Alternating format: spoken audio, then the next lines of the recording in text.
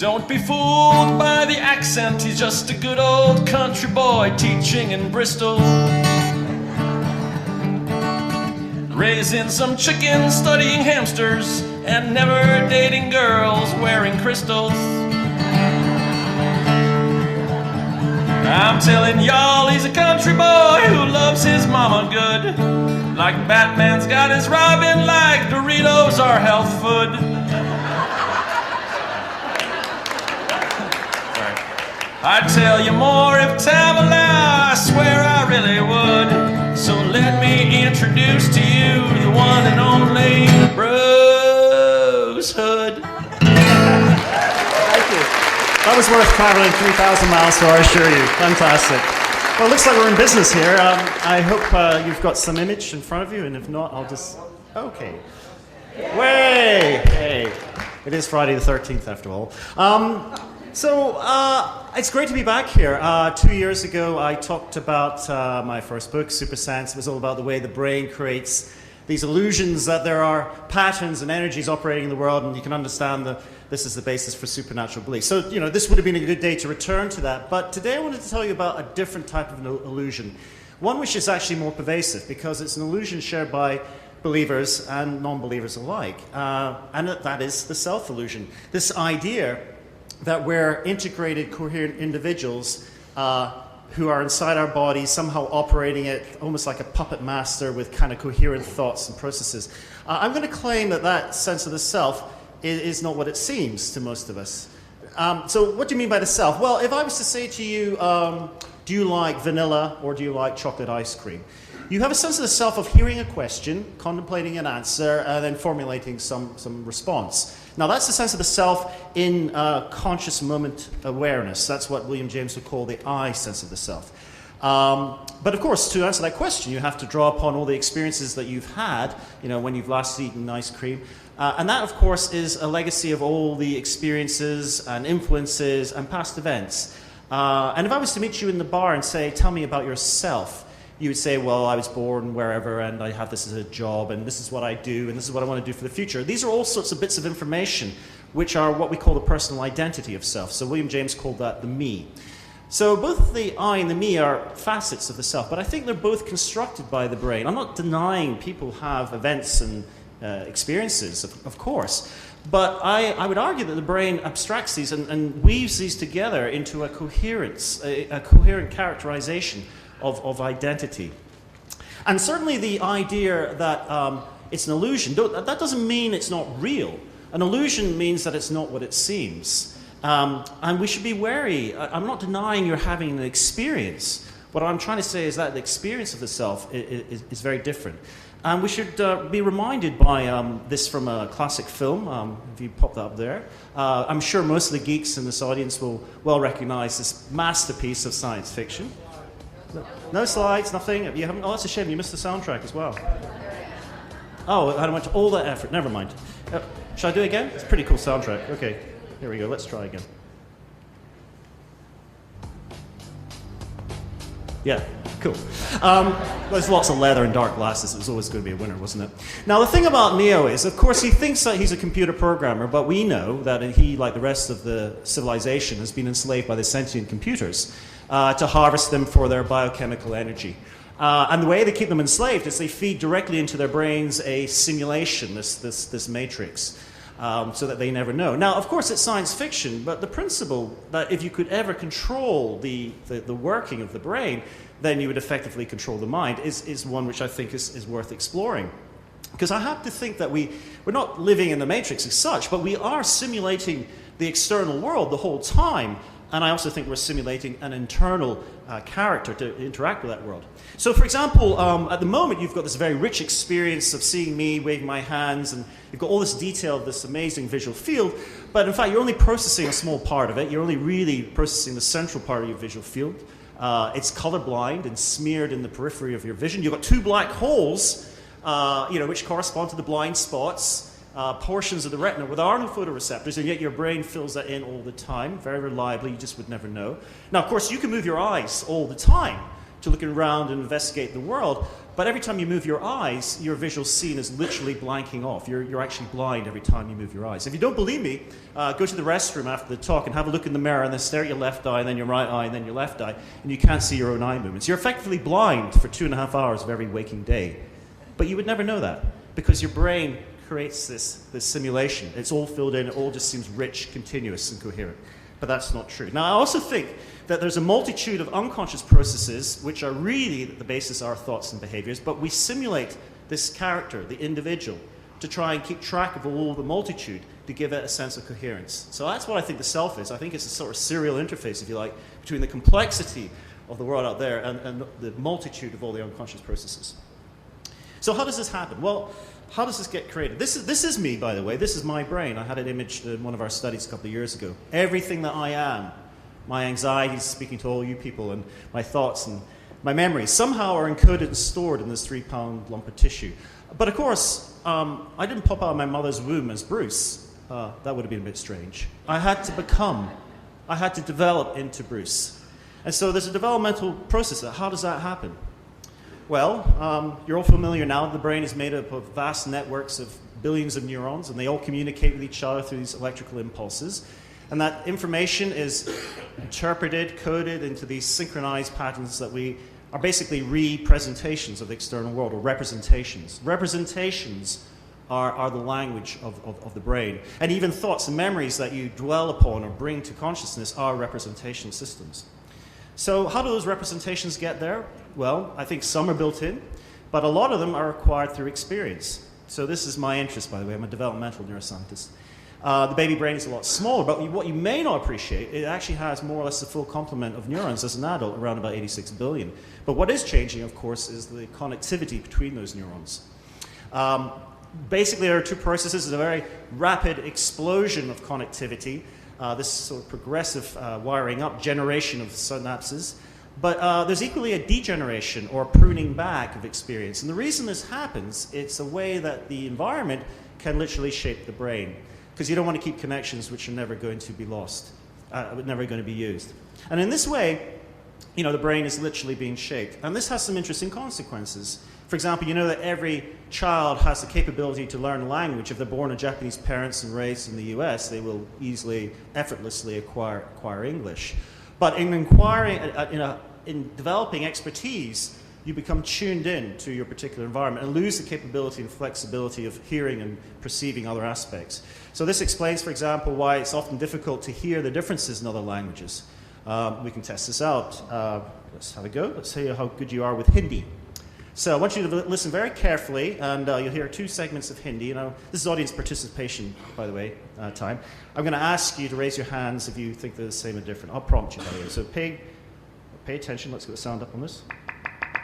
You ready? Tuck, tuck. Hands up if you think they're different. Hands up if you think they're the same. Yep, they're different. One's a word and one's a complete non-word, apparently. Here's another example. Dul, dul. Different? You got it? You learn Hindi fast. Yeah, they actually are different. In general, though, it's very, very hard to tell these sorts of things. It's not just sounds and voices, it's also faces. We are wiring in and tuning into the environment. The next one's a really good example. I used this last time I taught, but it makes a couple of really interesting points. So this is the McGurk effect. So watch carefully and see, tell me what you think he's saying. Ba, ba, ba, ba, ba, ba. Hands up if you heard da, da, da, da, da, da. Pretty reliable. You'd probably put money on it. Okay. This time, close your eyes and listen carefully. You ready? Ba, ba, ba, ba, ba, ba. Aha, gotcha. Yeah, he's saying baba. He's not saying dada at all. Why do you hear that? Well, it's because, actually, what we've done is we've cheated a little bit. He's mouthing gaga, okay? So that shape of that visual information, you don't have any representation in your brain for that shape of mouth and that sound. So your brain basically comes up with a solution to make sense of this incompatible information. So you don't have any direct contact with reality. Your brain is giving that to you all the time, trying to make sense of the world of ambiguity and missing information. Now, these examples typically have been talked about in the realms of perception, you know, low-level vision, voices, stuff like that. But we're increasingly coming to understand that the brain is really a social brain, and it's really important to have very enriched social environments. Now, you can't do these sorts of deprivation studies ethically with children, but every so often you do get these examples where children have been raised in terrible conditions of social deprivation. The most scientifically studied example of this was the fall of the Ceausescu's regime, the Romanian orphans, and they were basically children who had been dumped by their parents who couldn't look after them, so they had the food and the water, but they were kept in isolation. And they were then taken out and raised in very nurturing environments. But the point was, despite that intervention, these children still ended up with very severe deprivation, and they're now adults, and they have social problems in many ways. We should have known that anyway, because the work of Harry Harlow in the 60s had shown that it's really important to raise, to get a social environment. He raised rhesus monkeys, gave them all the food and warmth and the water that they could need, but just left them isolated, and they ended up socially retarded. Normally, an environment is pretty good. So childhood, children just love other people. That's what they do. I thought, for example, faces are just like magnets to babies. They love other people. That's the most important stimulus to a child. It's not a toy or anything. It's other people. This is what our brains have evolved to do. And we will emulate and copy. And in fact, a lot of the learning really only makes sense in the social context. I love this next one, actually. This is a European MP who took her daughter to a very important vote in the European Parliament. I don't know if she got the extra vote there, but anyway, we emulate and copy our parents. And this is what we do to become this strange race. What was it, DJ Grothy called us the social primates? We congregate, we spend a large amount of time doing things which, if you were an alien from another planet, would look really bizarre. We need other people. I mean, there are some of us who don't, who are isolates and try to keep away, but for the majority of us, we spend an inordinate amount of time becoming a social animal. So how do we do that? Well, we have to develop a sense of the self, because I don't think we're like super social species like ants and bees and that. I think that we are a very social animal, but we're a collections of cells, because we need to integrate or interact at an individual basis. We don't interact with multitudes of unconscious processes. So how does that come about? Well, the sense of self, I think, is developed. I think babies probably have that I notion, the momentary consciousness. I think that's probably there. But I don't think they have personal identity. I mean, how could they? That's something which I think they pick up over the early childhood years. So, for example, self-recognition. They don't generally recognize themselves in the mirror. There's a famous rouge test. If you put a bit of makeup on their nose, they'll just stare at the baby in the mirror and laugh and giggle. It's just another baby. But, from about 18 months onwards, they'll remove it. Indeed, other animals, which are social animals, also pass this task. So there's some controversy about exactly what this test means, but I think they're certainly becoming self-conscious, aware of others around them, looking at them. They start to pick up identity. Some of the early identity markers are things like boys do this, girls do that. Children of this age are very kind of categorical. They don't have very nuanced ideas. And it's only as they get older they understand there are exceptions to the rules. They acquire what psychologists call a theory of mind. They understand that others have mental states which might be different to their own, because prior to that they're fairly egotistic. They just assume everyone has the same thoughts as they do.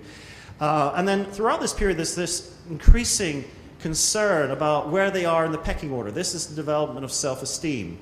They're starting to interact with their peer groups. They're starting to be worried about where they are. And of course, a lot of childhood is focused on this concern about where they are in the pecking order. The worst thing is being ostracized, bullying. Then we have the teenage years, and an attempt to establish yourself, get your own identity separate to your parents, finding oneself. That's what the teenage years are all about. And of course, the irony is that everyone turns into their parents in their mid-20s. So this is what happens. Now, along with this, this goes back to my first book on supernatural beliefs, because I think this growing sentience, this growing self-awareness also fits with the idea of mind-body dualism, which is, I think, the most common position that people assume. When you ask them about the mind and the body, they think that they're separate, that we inhabit our bodies. These are vessels which we kind of ride around and we control them, and they let us down. Occasionally we say, "Oh, my leg's given out," or something like that. We feel that we are separate to our bodies. We face the mirror on a kind of daily basis. We see the ravages of age, and we see our external appearance changing but we feel internally that we still have continuity. So I think there is this tendency to assume that we are inhabiting our bodies, and that we move with our bodies somehow. And this is there was some discussion of this idea today about the idea of duplication, and I just fiddled around with keynotes, so please indulge me. Here we go.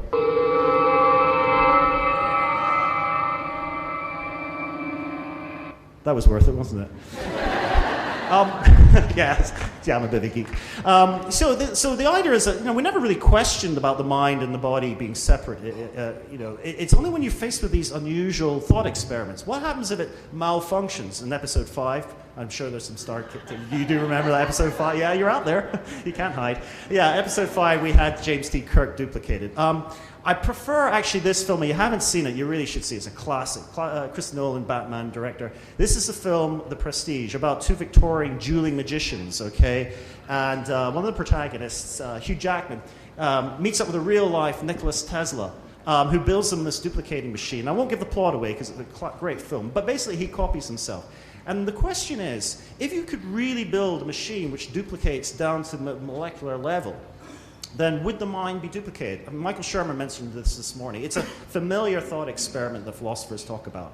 And most people think that you couldn't. They think their mind is indivisible. Their mind is unique. Their mind is something which can't be copied. And I think that's a very common intuition, but where does it come from? Well, we started to, as I say, I work with children.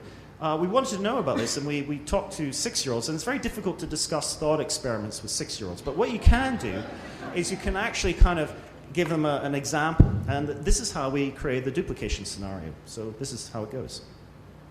Here's Mr. Strong. See how nice and squishy he is. I'm going to put Mr. Strong in this box like that. Then I'm going to close up the box. Close up the box. Make sure my machine's turned on. And then turn it to green. Turn this one to green as well. And press go. Let's see what happens. So here, there's Mr. Strong. Let's open this box as well. Ah, amazing, huh? Yeah, it's not exactly James Randi, but it's, I'm not going to give up the day job, put it that way. So children think, say, what's happening here? And they think it's a duplicating machine, just like a photocopier. Why wouldn't they? And we show them lots and lots of examples of every toy being copied, and they believe this. But the real question of interest is what happens if you put a living thing in there? Now, obviously, the box is a little bit too small to put a person in there. So what we did was we had the pet hamster. And we told them, and by the way, this work is coming out next month, so I'm quite excited about it. I've been talking about this for some time, and it was never peer-reviewed, and now it is, and it's coming out in a good journal. But here's what we found. The long and the short of the story is that we told them that we had this hamster which had physical properties that they couldn't see. It had a marble in the tummy and a broken tooth, and then we gave it some mental states. So we told the hamster the child's name, and we showed it a picture the child had drawn. And then we put it into the machine and then duplicated it. And now there are 2 hamsters, and the child's asked, well, does it know your name? Does it have a marble in its stomach? And the bottom line was they basically were quite happy that all the physical properties were copied. So there wasn't a problem with that. But they were very reluctant to think that the mental states were also copied. That was only found in the first hamster. In fact, the effect was even stronger if you gave the first hamster a name by calling it Bob. Okay, so once you have identified an individual, then along with that comes a whole lot of baggage about unique minds being inseparable. We're quite happy to believe that simple animals without minds like aphids, in fact aphids are clones, but simple animals can be duplicated. But the idea of sentience and minds is something which we don't believe can be manipulated or copied in that way. So where is this self? Well, let's think back to the discussion of the I self, the sense of the conscious awareness at the point in time. If you get people to just try and meditate and then point to where they feel their seat of consciousness is, this is generally where they think they are. This is based on another study by other people, and you think you exist somewhere inside your head sitting behind your eyes.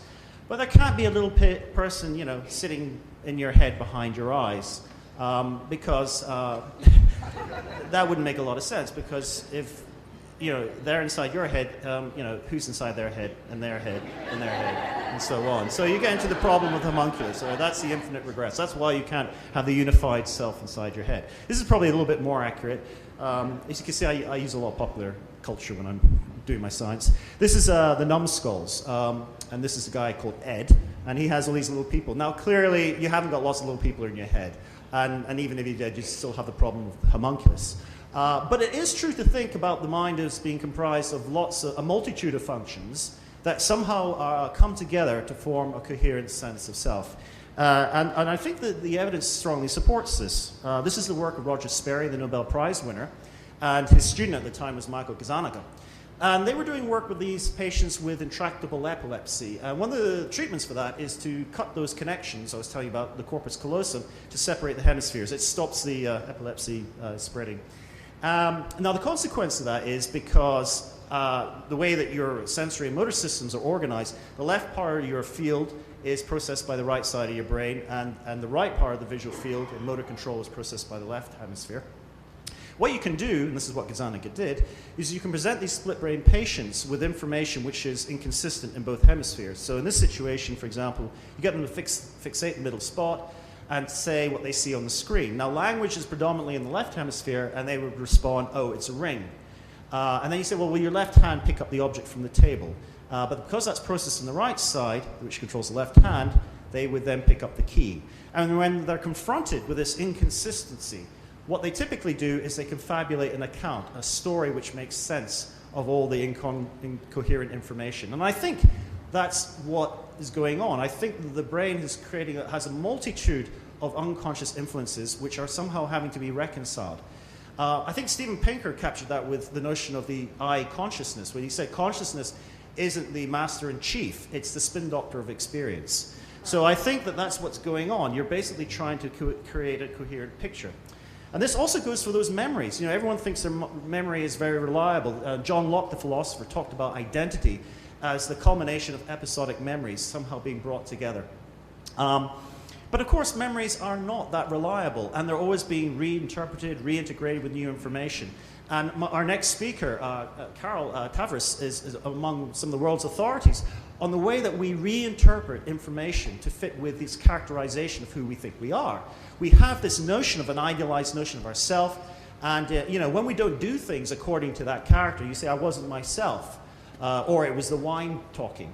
Well, wine doesn't talk, and if you weren't yourself, then where were you? So, it's true. You must be this culmination of factors.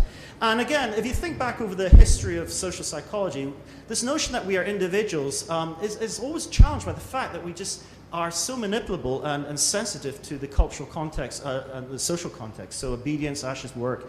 Most people would actually administer a lethal electric shock, although most people claim they wouldn't. This is Milgram's work. If you arbitrarily set people up into different groups, they have in-group, out-group biases, start treating the other group nasty. And of course, all this work kind of leads to this sort of explanations for why people do incredibly inhumane things to other people. So the idealized notion of who we are is somewhat questionable. So our brain is a social brain, and from the very beginning, I think it's one which is very much geared towards other people and influenced by other people. But, don't worry about this idea of the illusion, because I think people are concerned, well, illusions means it's not there. But if you consider this illusion, this is the Knizia illusion, you see a square, but it's, of course, an emergent property of everything there. But here's the important point. If you went into the brain to the visual processing areas, you would find assemblies of cells which are firing as if the square really is there. So, although it's an illusion, in terms of the representation, it's effectively there. In the same way, I think the characterization of the self is one which is an emergent property of all the influences which have shaped you over your life. But you'd be foolish to think that you exist independently of them, in the same way you'd be foolish to think that the square exists independently. So, thank you very much.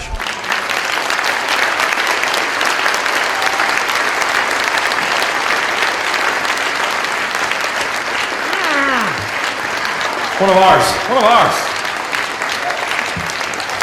Bruce Hood, ladies and gentlemen, fantastic.